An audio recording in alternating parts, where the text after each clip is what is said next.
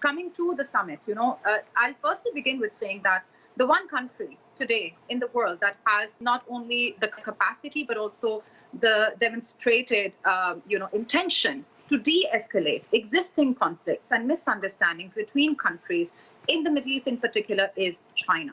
We saw March this year, the Saudi-Iran peace deal, which was unprecedented, historic.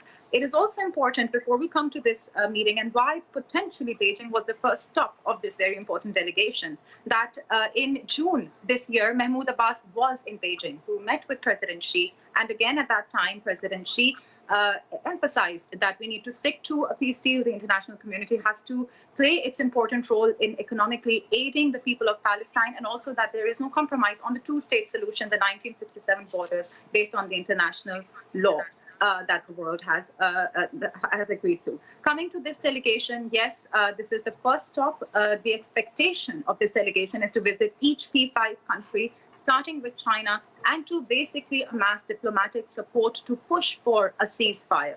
And one development that we do see right now, which was reported by Haaretz, was that 308 trucks have been allowed to enter.